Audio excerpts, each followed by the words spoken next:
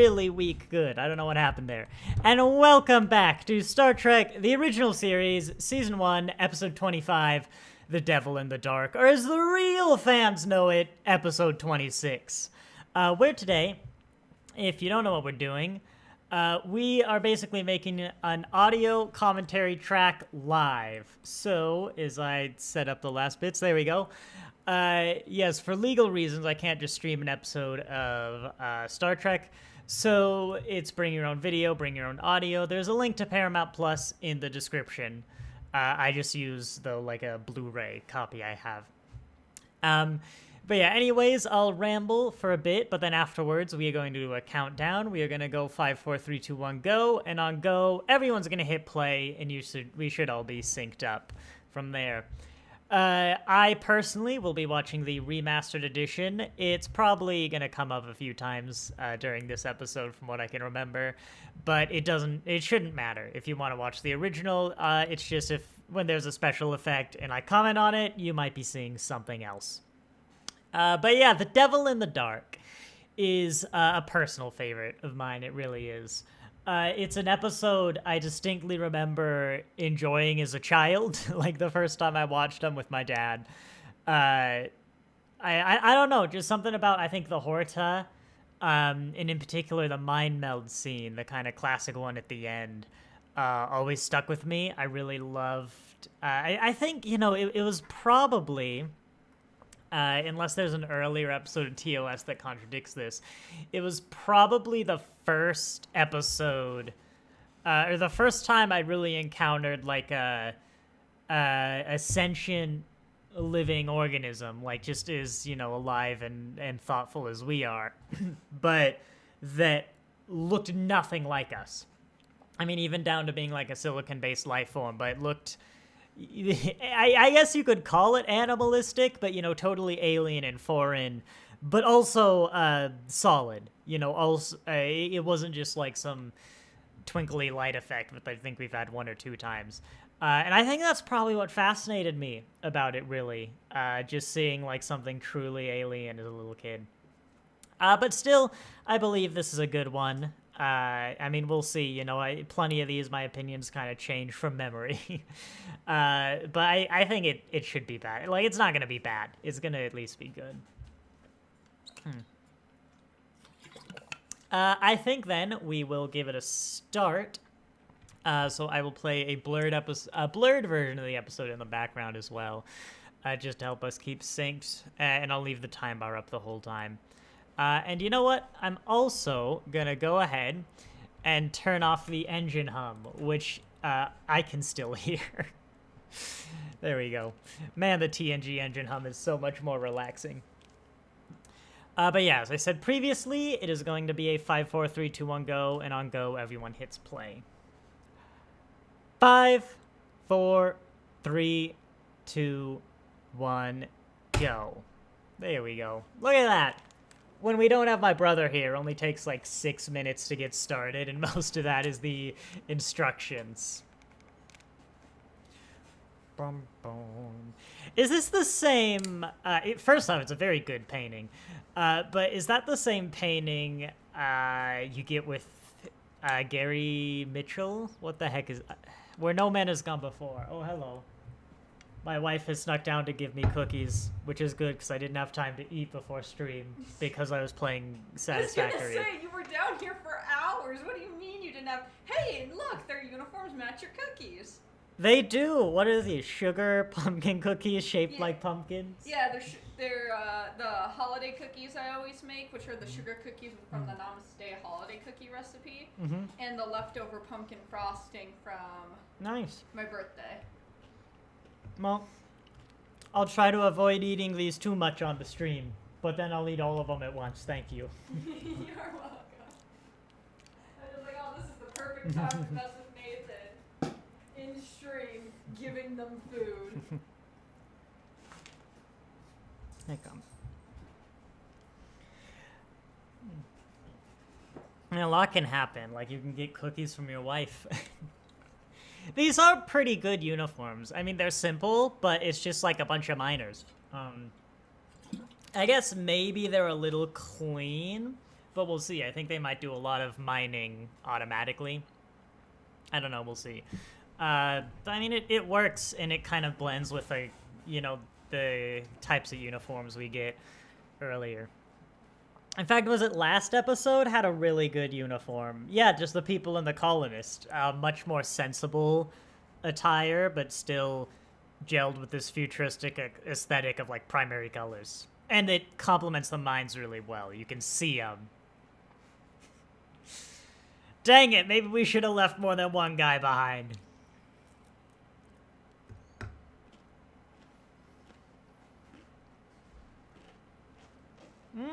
I forgot. They, like, dissolve the people. Oh, we don't get to see the body. That's really effective. Should not have taken a bite just before the credits. No, I mean, I guess if we never see people, that's why I didn't remember it. But that's really effective. You know, just when they...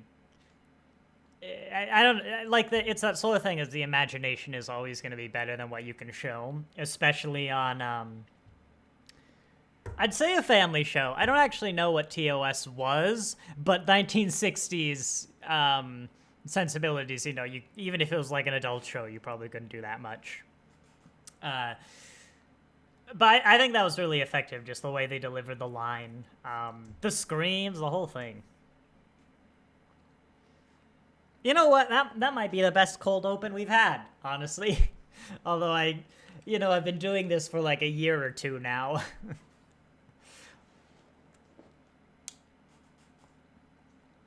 That's a really good painting. Like, is that remastered? But it looks matte. That's really well done.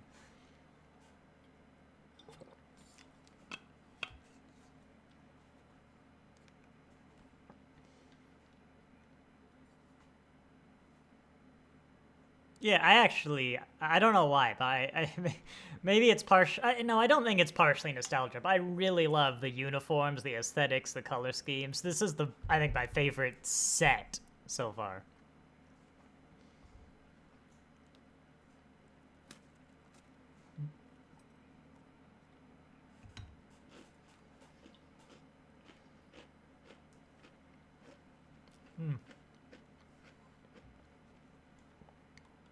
Okay, maybe they do mine by person. Ah, no, there we go. I mean, they're doing more, like, manned expeditions now, but still.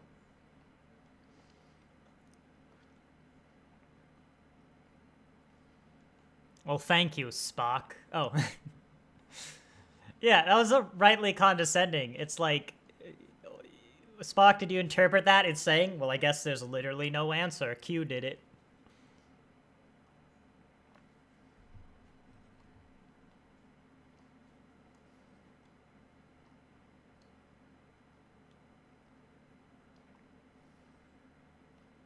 That's interesting, because this creature makes essentially lava tubes.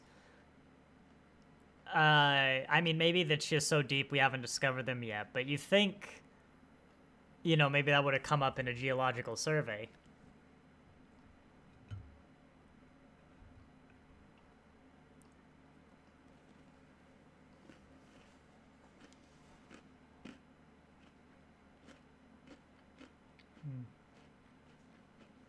Oh, look, it's one of the Wiggles.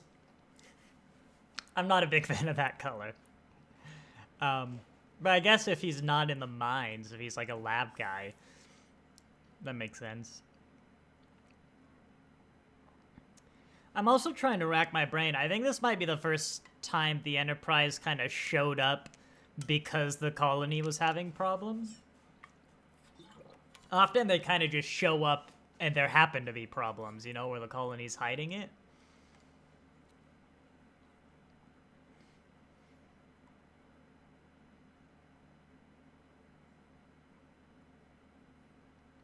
Also, this happens for a lot of minions. I'm pretty sure Pagium is one of them. But a lot of this random elements that, like, TOS establishes keep showing up randomly later. Just, you know, if there's a mine in, like, Enterprise, I guess they'll just call it Pagium. you know, because it's just a nice bit of world building this franchise does.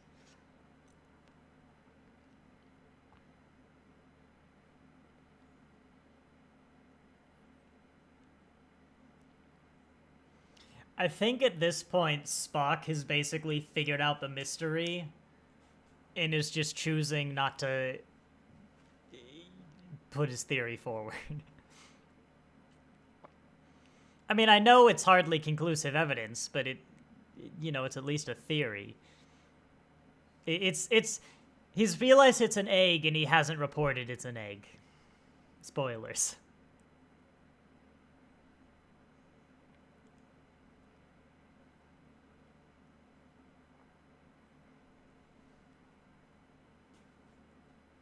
Except cement, thinking about it. We'll have to remember when Bones starts applying cement to the Horta. If it's just cement.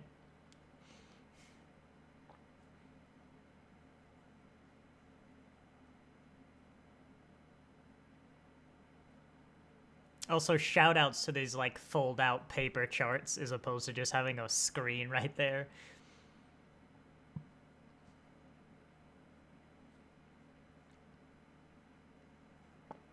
Was that a forgotten line?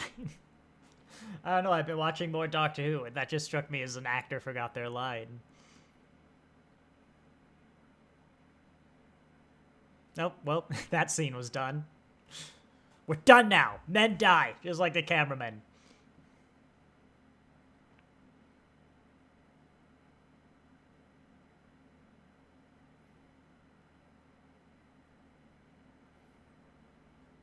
I really do love how the walls of the cave and then just like the man-made walls blend together. Like, I don't know why I keep harping on about it. I'm really enjoying it. Oh, there we go. That's what I remember. Just like a little burn patch on the floor.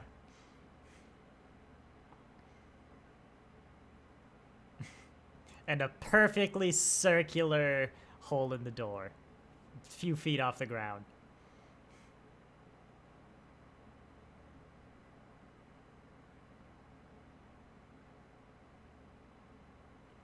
Well, let's not explore that idea.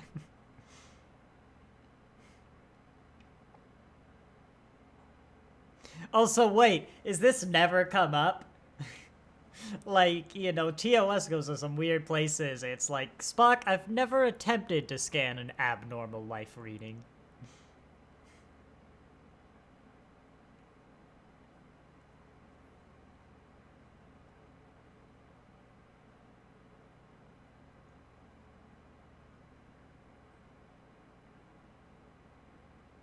We are getting, like, really into it quite quickly, which is nice. Like, we landed on the planet, established the problem, and have, like, just escalated the problem to now there's a time threat, and we're only 10 minutes in.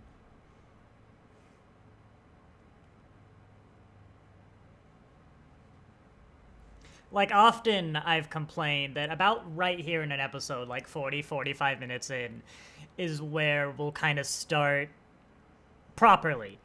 Like the length of a traditional Star Trek episode after this point.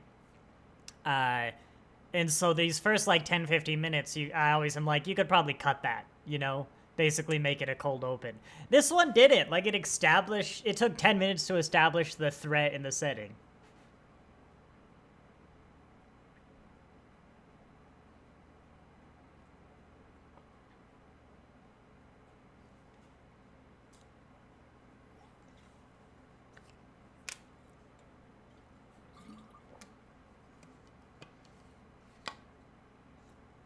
Scott, not Scotty, Scott.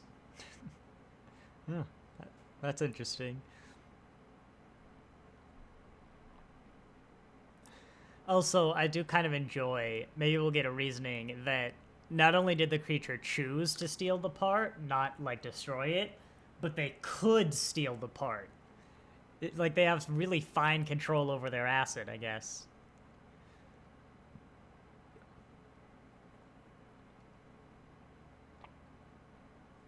Of course, the reason it's funny is the only reason that's done is so at the end of the day we can save the day.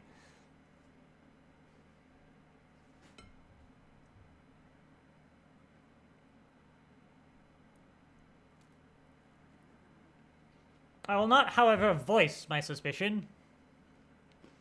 Nor will I even bother to scan the egg. Oh, maybe he will. Never mind.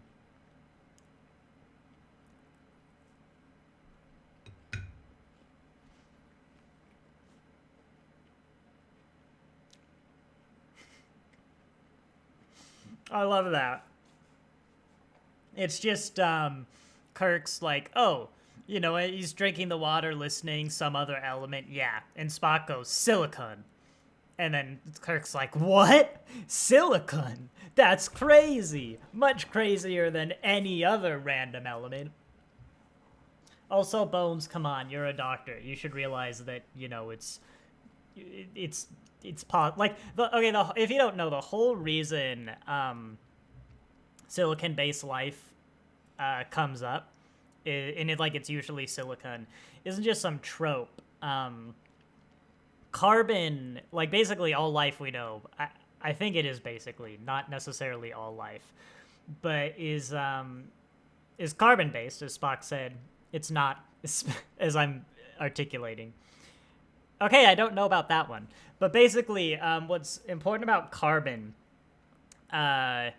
is I'm walking a line between my confidence in detail here. I believe it's that has 4 free valence electrons, but essentially it's the way the atom is structured is it's great for forming bonds and forming strong, stable bonds. But silicon is also, like, pretty much just as good. In theory, there's no reason you could basically just swap carbon and silicon.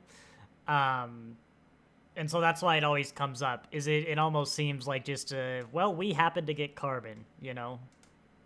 I'm not sure. Are there silicon-based life?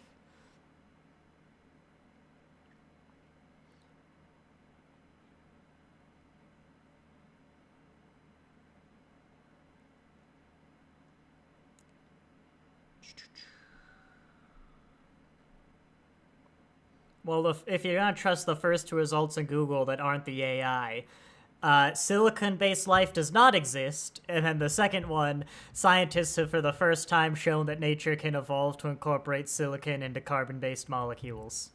So, we haven't proved it yet, but, like, it's a pretty sound sci-fi concept at the very least.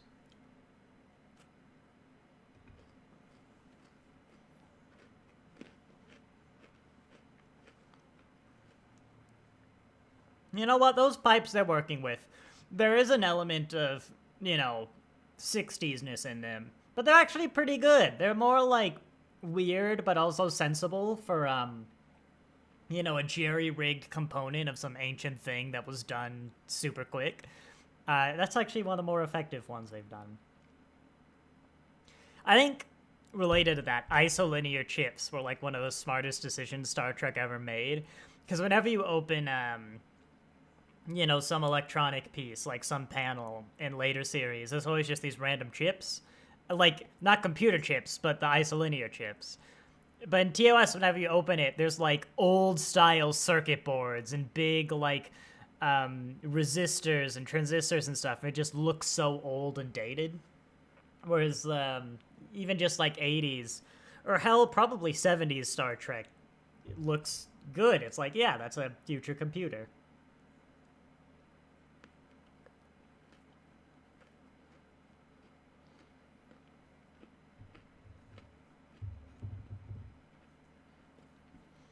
Man, that's a lot of unnamed red shirts. I think we might be about to invent a trope. Man, 3 in one scene, that's not good. I do wonder, the people watching it at the time, or heck, even later on, just as their first Star Trek, how many of them realized that the uniform color actually means something? I'm not sure if I did, but as I mentioned, I was a little kid. And, like, clearly it does mean something, because, yeah, you know, a lot of people are at least aware the trope red shirts always die. So, you know, if nothing else, red shirt means die. But, like, you know, there's still other clues. Like, when you go in the sick bay, everyone's wearing blue. Every captain or admiral we meet is in yellow. You know, everyone in engineering is wearing red. I do wonder how many people notice that.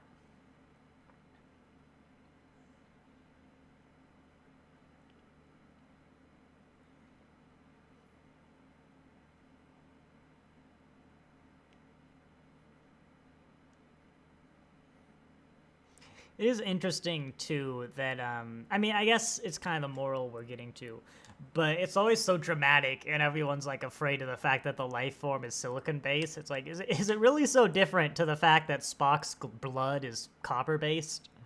Like, eh? And I think, you know, we're building to kind of the idea that, you know, just, looks don't define a species, essentially. You know, don't judge a book by a cover.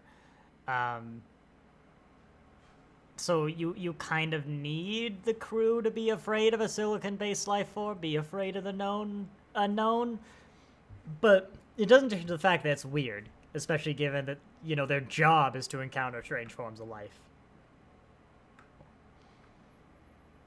Although I suppose, you know, given their track record, a lot of the strange forms of life, like the energy flickers and Trelane and stuff, want to kill them, so... I guess you could argue there's precedent.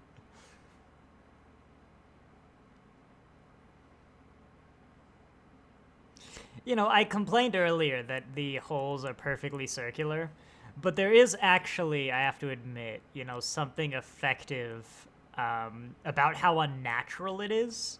Like, it's a perfect circle. That is not naturally made. That's made by this thing. It's not a perfect circle, but I can appreciate the effect of, like, that's not supposed to be there, especially with how good the rest of the cave system is. Other than being blue, which, yeah, alien world, whatever, it's a perfectly natural cave, you know? It's actually really, well, in the floor, but...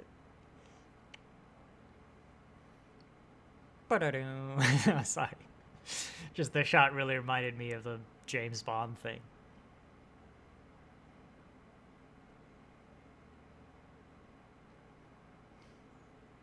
We didn't get a good look at the creature, but I'll review it next time we see it. I think it's pretty well done, at least the static piece and the general color scheme. My only real complaint... Oh, I love that that's pulsating. Because that's the rock bit, especially, showing it's alive. My only complaint, though, is that it's always suggested some sort of lava-like element, you know, with that lava-colored stuff. And it's supposed to be hot, is what I always get, but Kirk just, like, can pick it up with his own hands, and it's instantly solid. You know, they couldn't have done something more flowy in the 60s, but maybe don't, you know, make it look like lava, I guess? Make it look a little more solidified.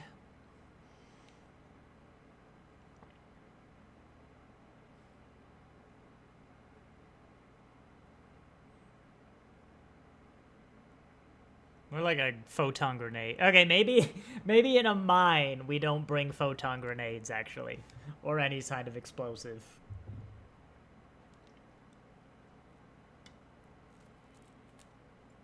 Well, maybe a photon grenade in a mine shaft is more dangerous.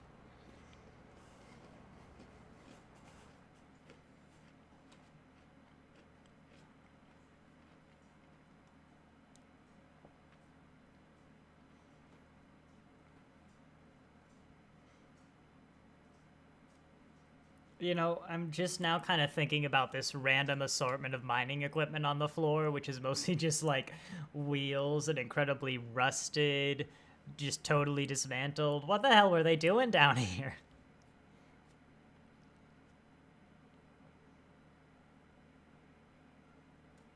Or an extraordinary lifetime, which, for the record, we are. Oh, there we go. They did say.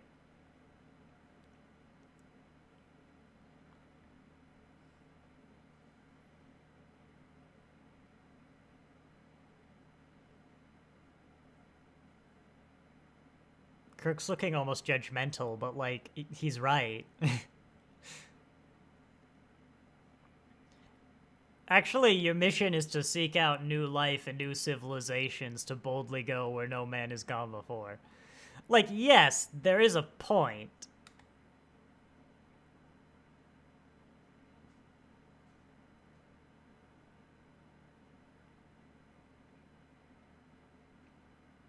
Not even gonna attempt it. Oh, even Spock's not gonna attempt it, I guess.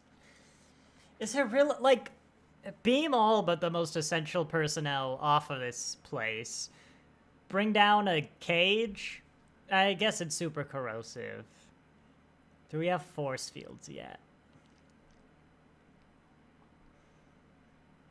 I suppose. It's not the most unrealistic thing, but... At least try to stun it, maybe.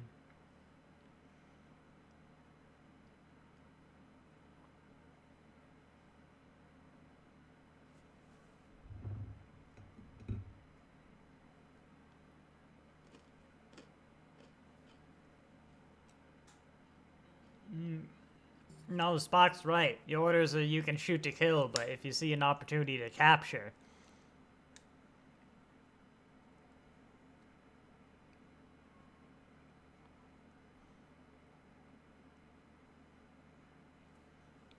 I mean, Spock's right, though. Like, I don't really mind that Kirk's like, yeah, we might have to kill it. You know, fair enough. But if the opportunity, even in the most unlikely of circumstances, does present itself...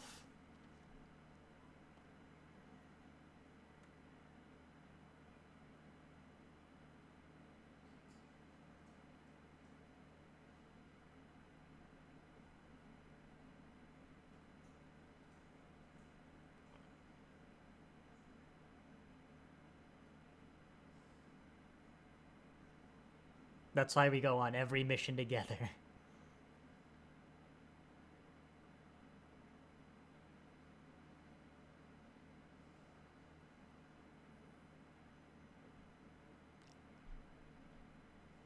I mean, for one, that seems really low, but for two, by God, those odds have got to shoot up when the two of you are together.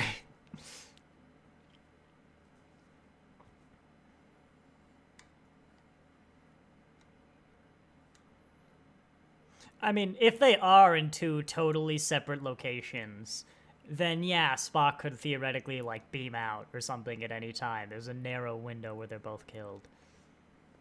But I'm pretty sure they stick together at this point on, in which case there's a great chance that both of them... Oh yeah, look at that. Straight together.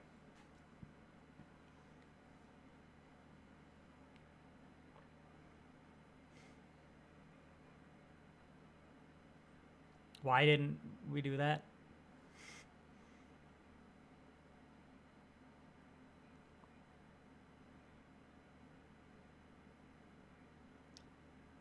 Good. I was about, no, this is the point where you say no. You're not going up against the dissolvey monster with a club. Like, the club's gonna dissolve... No, Kirk, me and my extremely emotional, unprepared, and under-equipped people are gonna go against this monster that is extremely deadly and murders us all on physical contact using short-ranged melee weapons. Also, 4 of these people have phasers, so I don't know what he's talking about.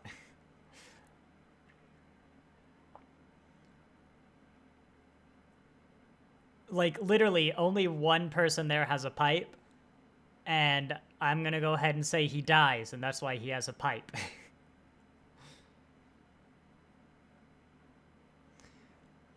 I'll say, I think, weirdly enough, the first 10 minutes were actually stronger, and now is based much more on the hunt and the suspense, which isn't bad. It's a little long, but especially knowing the resolution, I feel like there's not too much excitement in the hunt. You know, it's really the beginning and the ending that are the strongest points of this episode.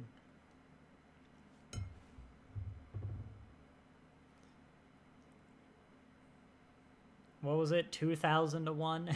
BS.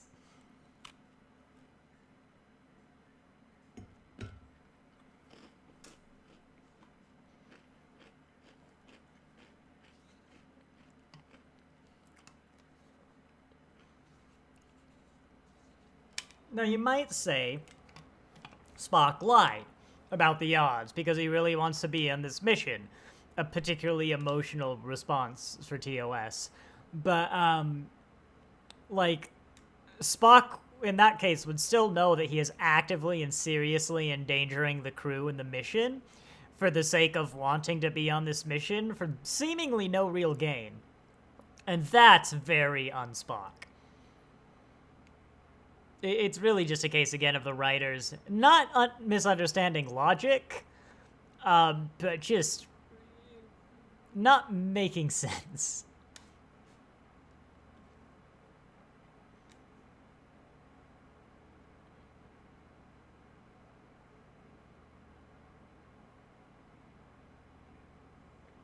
Lair. He doesn't know this is where the creature lives. Why is it a lair?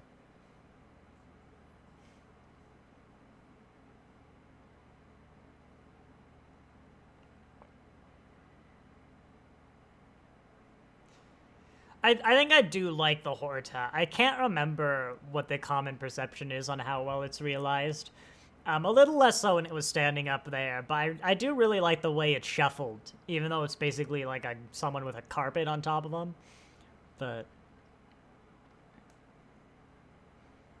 I don't know. I think it's effective. My only real complaint is just that lava thing we talked about.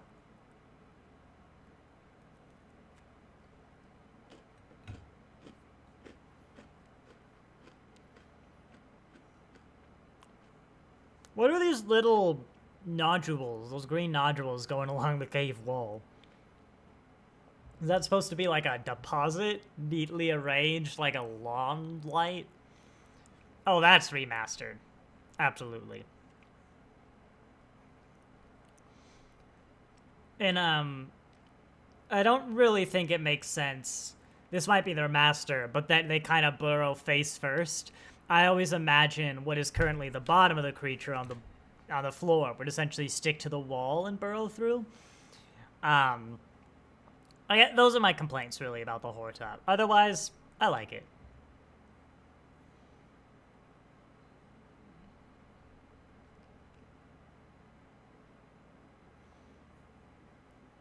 It'd be interesting to see a modern show have a Horta and potentially realize that lava aspect better.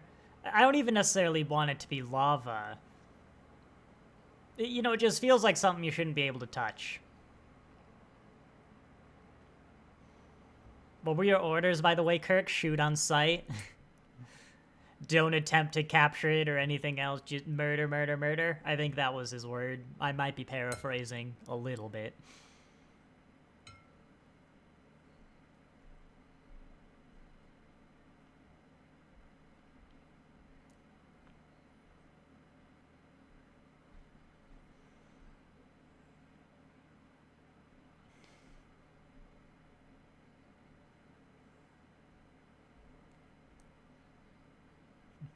Oh man, now Spock's the murder one. Woof. What is this weird reversal of the roles? Like, apparently Spock was perfectly willing to take the chance with all those red shirts, but not anymore.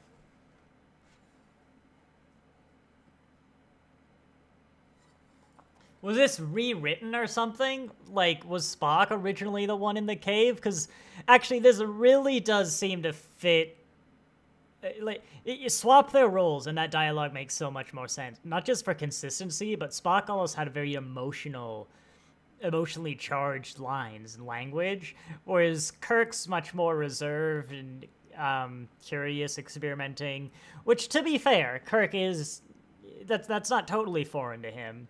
But it would have been so much better as Spock. Even that line, because, like, eventually Spock basically does talk it over.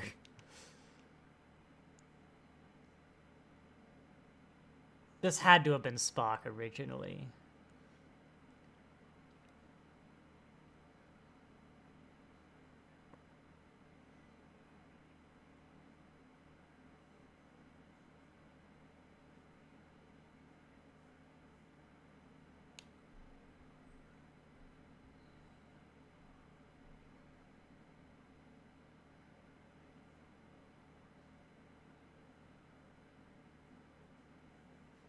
The sound effect, the Foley work is quite good. It's sort of rock on rock for the creature.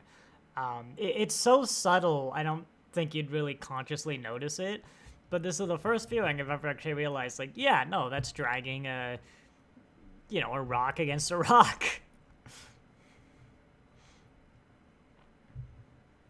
Listen out for it the next time the Horta moves.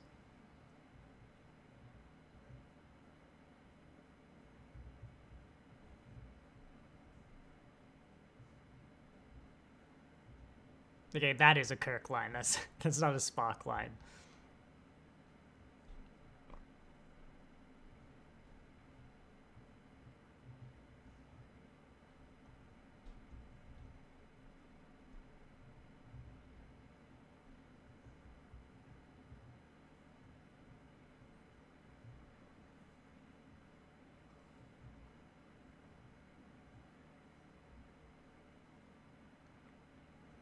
Hey, is this the introduction of the mind meld? God, I feel like I've said that like 5 times this episode, though.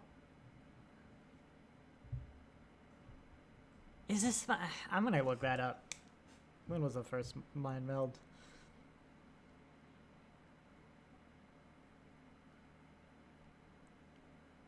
Also, shoutouts to, I don't think it was intentional, but, you know, it kind of tie into the,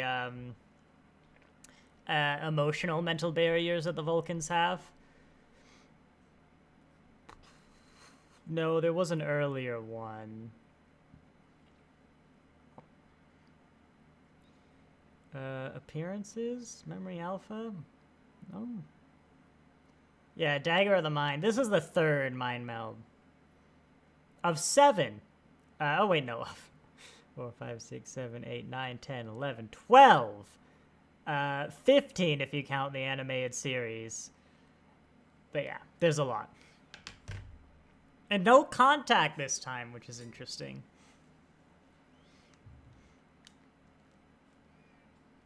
I think another thing that might have got me is Leonard Nimoy's acting here, because you really don't see Spock with much emotion, if any, behind his lines. And he does it well. He does it well. Emotionless characters can be very hard to do very well.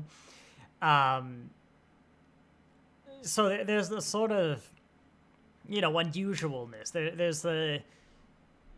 It's just not right, you know, that really helps. And he sells, like, the pain of the creature well that doesn't have a voice.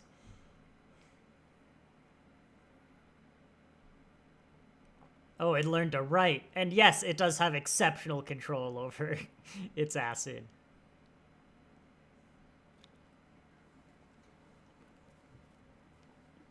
No, Kirk. I think it's a hit new single it just wrote. You're supposed to sing it to the tune of Yankee Doodle. What do you think it means?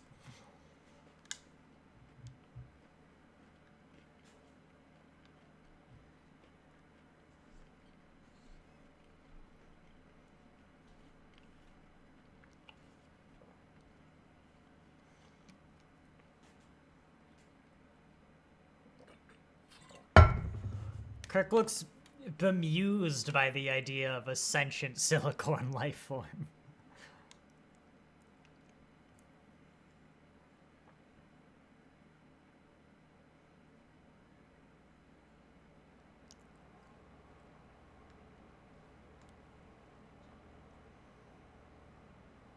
You know, I've just realized, is this episode the only one in the original series, probably a pretty rare overall, where, like, the Federation, you know, accidentally did wrong on a colony, landed somewhere, didn't know there was life, and then they were just like, oh yeah, we can live together symbiotically, and this is perfect, that works well for both of us.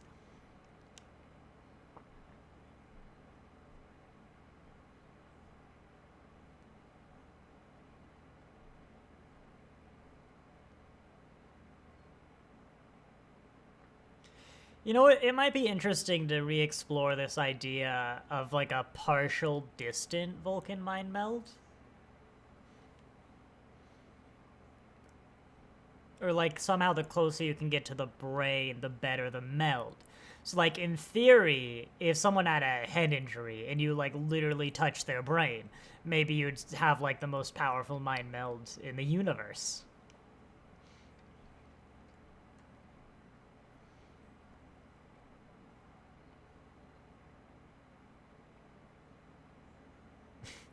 I like that it makes the little wooby noise when he mind melds, though.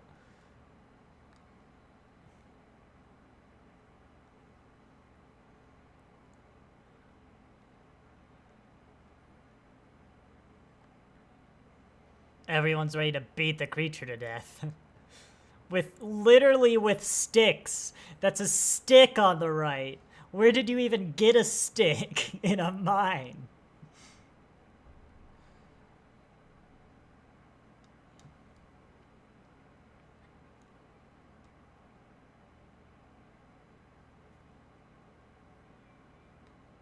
Yeah, this bit here, I think is why the episode is so, like, fondly remembered to me.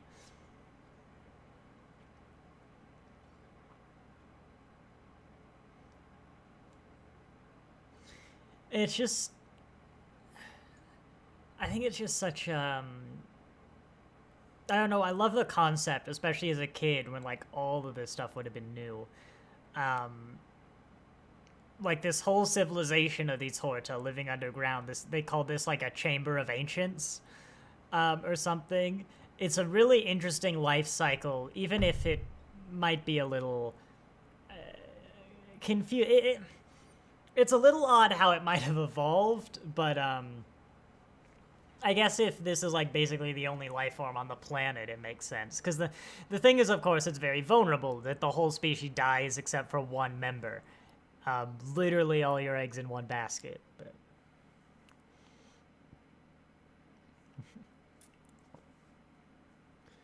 come on, we have to have a damn it, Jim. I'm a X, not a doc. No, I'm a doctor, not an X line here. What is it? Geologist, construction worker? Place your bets.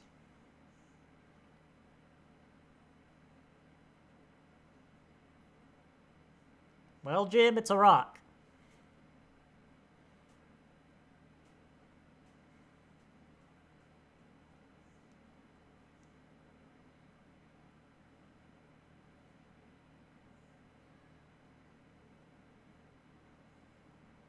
Bricklayer. Ah, see, I never would have thought of that combination of words.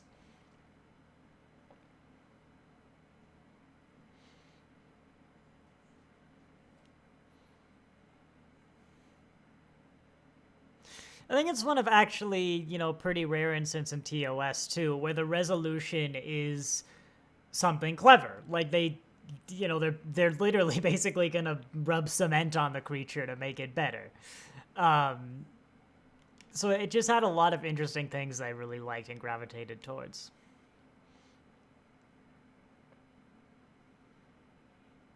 Even just down to considering, like, the one creature that is right now the last of its kind, witnessing the extinction of its species, as far as it's concerned.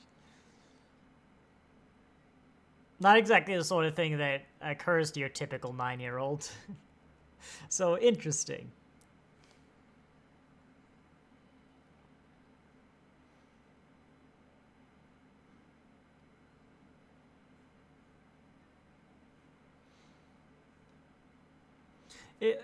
It really is. I was gonna say, I think we've had later episodes do this a bit better, but it's really just those, like, 10-20 minutes we have of everyone running around the caves. It's a little too drawn out.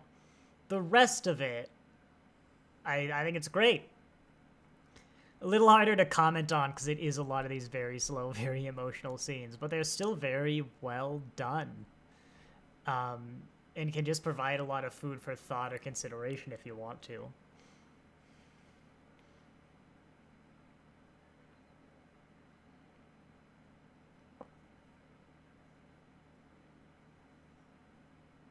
I like as well, I think the Horta almost has a bit of a purr to it every now and then. There we go. We just had it. It's that little, I think it's breathing, but it's very purr-like and very pleasant, but also deep, rumbly, kind of like stone, or you might imagine like lava flow through a pipe or something. The sound design in this episode is incredible. Like, TOS generally has amazing sound design, but this one is having quite a few, I'm noticing.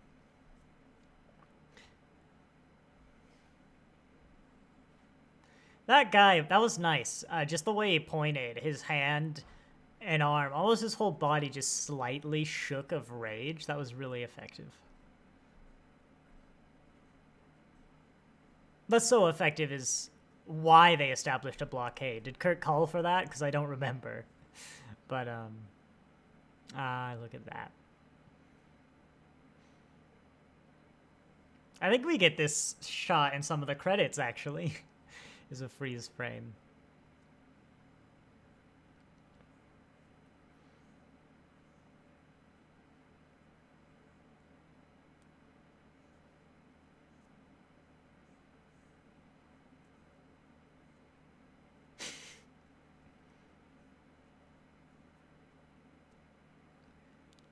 But do you think he gets that often? It's like, they're just beaming down a bunch of random stuff.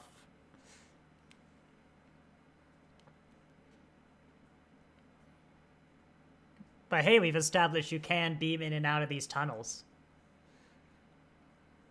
I've been assuming you can't just because the rock's so deep.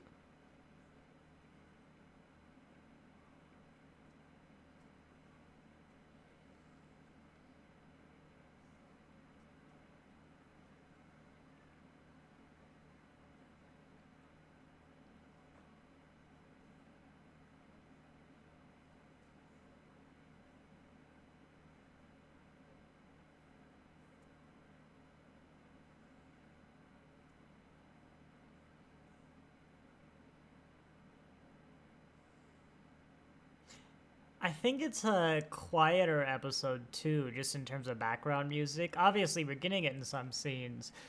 And I can't say I've been paying too much attention, but I feel like we have more silence than I'm used to in a TOS episode. The Next Generation is also super silent with its soundtrack. Much later than I had recalled or expected. Okay, the first guy who got hit with the pipe. Oh my god! No, those. Okay, a lot of things. The first guy who got hit with the pipe is kind of acceptable. The other guy next to him who just stood there for a few seconds afterwards is less so. He clearly heard the thud. But the guy on the right, people were like bashing his head in with their wooden sticks.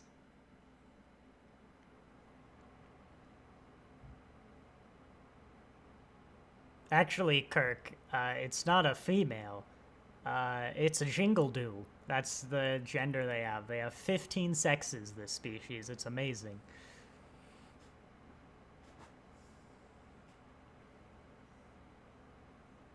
As you do.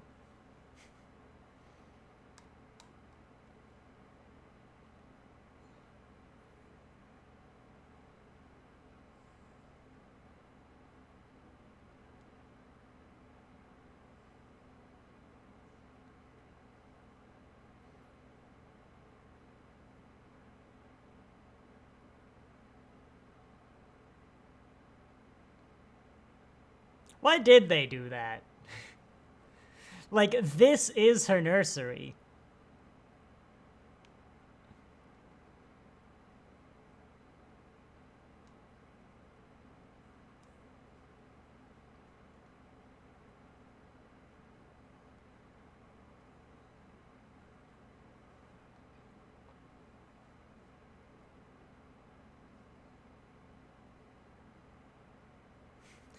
God, that just...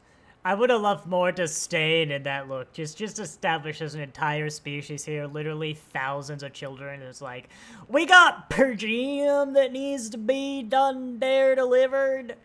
It's like, God, just go away.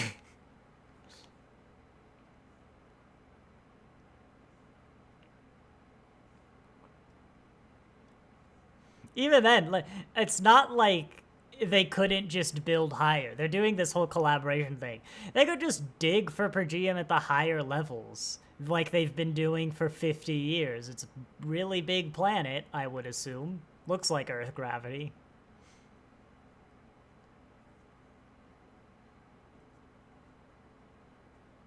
Look at me. God, I love the idea that this whole conversation, Bones was just there, like, rubbing cement on the creature, trying to figure out what to do.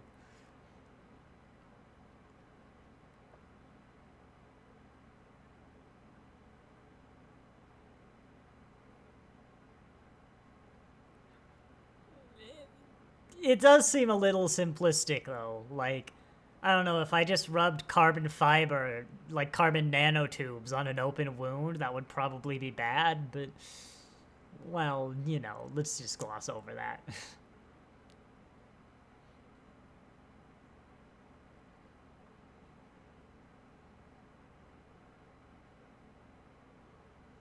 Man, they were so offended by that comment, they didn't even remaster that frame. Actually, what's this?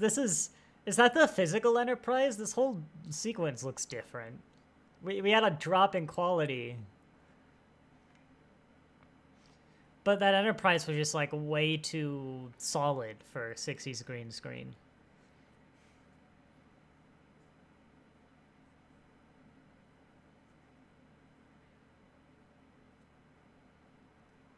I've always wondered, like, you know, they dig to the deposits, right? Do they also eat the Pagium? Like, do they just go straight through a vein and they're like, ah? But, I don't know. I don't know. It's a good one. You know, I could do some nitpicks.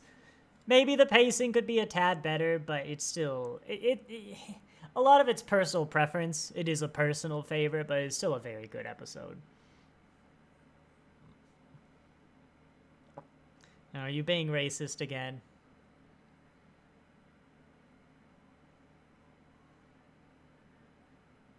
Human characteristic?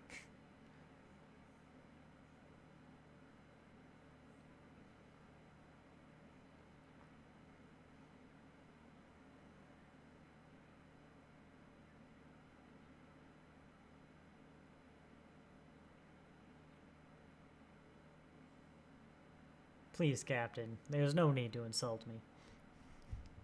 You know, when you think about the context of Strange New Worlds and stuff, God, that's an insult. The amount of effort this man's got to have taken to purge himself of being the most humany human who ever lived. But no, as I said, I think that was a good one. It is a personal favorite. It's probably... I don't even know if it would necessarily break top 10 of, like, the best TOS episodes there are. It might. I mean, 10's a lot of episodes.